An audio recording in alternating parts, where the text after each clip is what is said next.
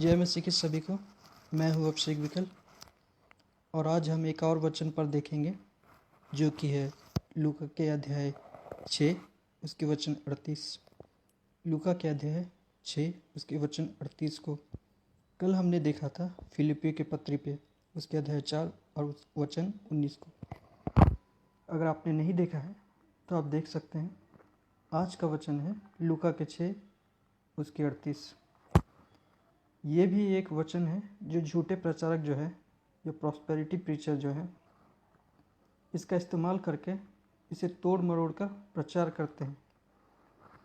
कई भाई बहन ने मुझसे कहा था कि मैं ये जो समझाता हूँ ये नीचे देखकर ये कि क्या कोई मेरे पास किताब है। जी नहीं, मेरे पास कोई किताब नहीं है, मेरे पास डायरी है जिस पे मैं अपने नोट्स लिखता हूँ, तो उसी से मैं समझाता हूँ।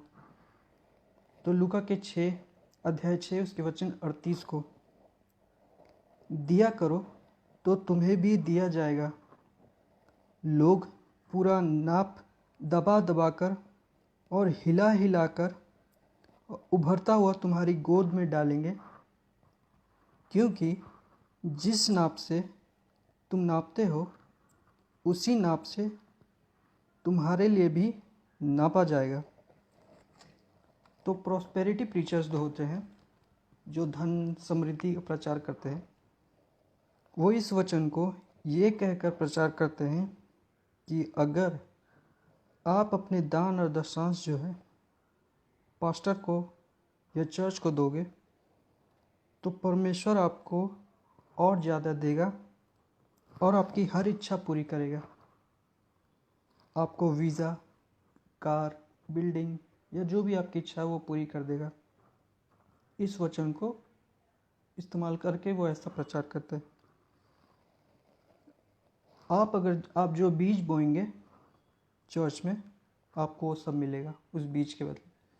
कई बार आपने देखा होगा ये जो झूठे प्रचारक होते हैं, जैसे अंकुर नरूला हो गए, बजिंदर सिंह, या फिर आपने कई ऐसे झूठे प्रचारक हैं जो इस तरह का हेडलाइन देते हैं कि आप चर्च में बीज बोगे तो आपको दोगुना मिलेगा। इस वचन को इस्तेमाल करके लूका के 6 उसके वचन 38 को, जैसे एक राम बाबू है, ऐसे कई झूठे प्रचारक हैं जो केवल धन समृद्धि का प्रचार करते हैं कि आप चर्च में बीज बोगे तो आपको दोगुना तिगुना मिलेगा। पर आइए सीखते हैं कि इस वचन का सही अर्थ क्या है, कि क्या ये वचन ये कह रहा है? बिल्कुल नहीं।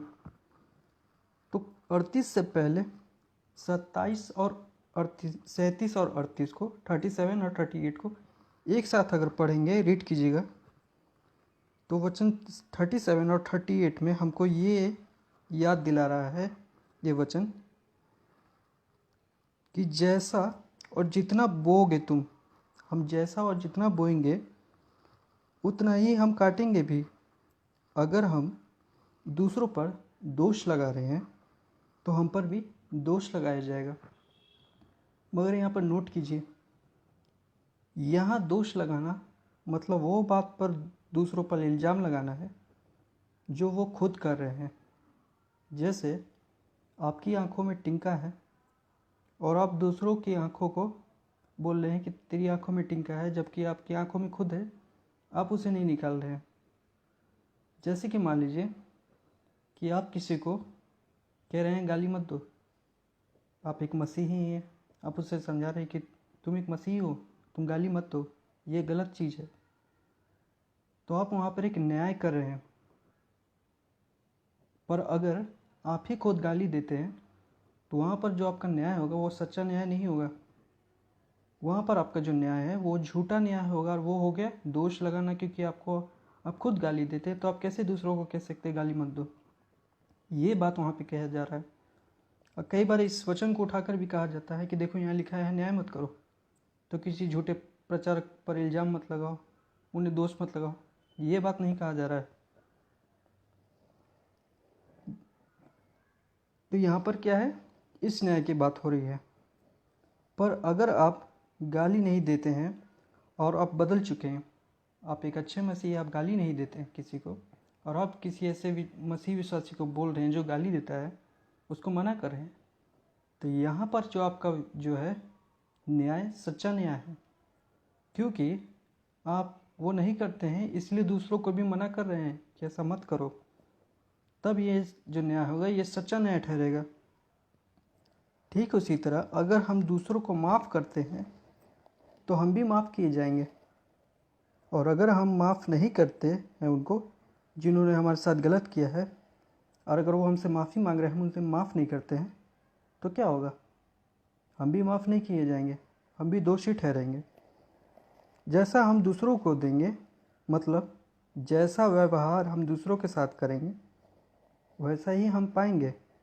यहाँ पर केवल पैसा या धन संपत्ति का बात नहीं हो रहा है।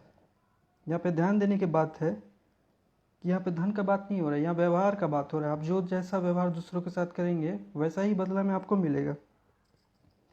ये हमारे प्रतिदिन जैसा व्यवहार हम दूसरों को देते हैं, या हम मान लीजिए जैसा हम सेवकाई करते हैं, जैसा सेवा दे रहे हैं, जैसा हम सेवा करते हैं दूसरों के साथ, ये उसकी बात हो रही है।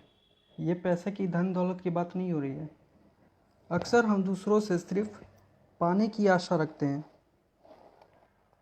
कि लोग हमें प्यार दे, इज्जत दे, हमारी गलती माफ़ कर दे, जब हमें ज़रूरत हो तो हमारी मदद करे, सपोर्ट करे, है ना। हम यही सब चीज़ दूसरों को से लेना चाहते हैं या इच्छा रखते हैं। हम सिर्फ लेने की इच्छा रखते हैं, पर ये सब क्या है? ये व्यर्थ है या बेकार है। हम इसलिए देते हैं कि कुछ पा सके। हम ये आशा रखते हैं कि हम किसी को इसलिए दे रहे हैं कि हम कुछ पा सके, और ये व्यर्थ बात है क्योंकि इसमें स्वार्थ है। एक सच्चा प्रचारक जो होगा वो लेने की इच्छा नहीं चाहेगा, ना कलीसिया को सिखाएगा कि सिर्फ लेना है, वो देना सिखाएगा, ज़रूरत में दूसरों की मदद करना सिखाएगा। और जब हम दूसरों की मदद करते हैं तब हमारी हर ज़रूरत परमेश्वर पूरा करेगा। ये याद रखना है। इसलिए अगर आप दान दशांश इसलिए दे रहे हैं कि आपको पैसा, बैंक बैलेंस, इनकम मिल जाए, आपके पास गाड़ी हो जाए, तो आप व्यर्थ की चीज़ों में आप समय लगा रहे हैं, क्योंकि ये सब चीज़ एक दिन ख़त्म हो जाएगा। और ये वचन का गलत व्याख्या है। अगर कोई पास्टर या प्रचारक इस तरह की बात कहता है तो आप उन्हें रोकिए, कलीसिया को समझाए कि ये गलत व्याख्या है, वचन ये नहीं कह रहा। जैसा कि हम देखते हैं प्रेरितों के काम उसके अध्याय 20 वचन 35 को हम देखेंगे। आखिर में मैं ये बताना चाहूँगा इस वचन को, 20 के 35 को, प्रेरितों के काम अध्याय 20 के 35 को। मैंने तुम्हें सब कुछ करके दिखाया कि इस रीति से परिश्रम करते हुए निर्बलों को संभालना। प्रभु यीशु के वचन को स्मरण रखना अवश्य है, जो उसने आप ही कहा है, लेने से देना धन्य है। लेने से क्या धन्य है? देना धन्य। दूसरों के साथ अच्छा व्यवहार करें, दूसरों की मदद करें, केवल पाने की इच्छा नहीं रखें, उनकी सहायता करें निस्वार्थ। ये है वचन का मतलब। अगर हम दूसरों के साथ गलत करेंगे तो हमारे साथ भी गलत होगा। परमेश्वर हमें देखता है, अगर हम दूसरों के साथ गलत कर रहे हैं तो हमारे भी वैसे ही नाप से हमें भी नापा जाएगा। ये बात हो रहा है यहाँ पे धन दौलत की बात नहीं है। तो ये था लूका 6 उसके 38 का सही व्याख्या। ऐसे कई वचन हैं जो झूठे प्रचारक गलत तरह से इस्तेमाल करते हैं। आगे हम और ऐसे वीडियोज़ लाएंगे जिसमें उन झूठे प्रचारक द्वारा धन समृद्धि का प्रचार के लिए जो वचन को तोड़ मोड़ कर प्रस्तुत करते हैं उस पर हम सही व्याख्या आपको बताएंगे। तब तक के लिए जय मसीह की आप सभी को।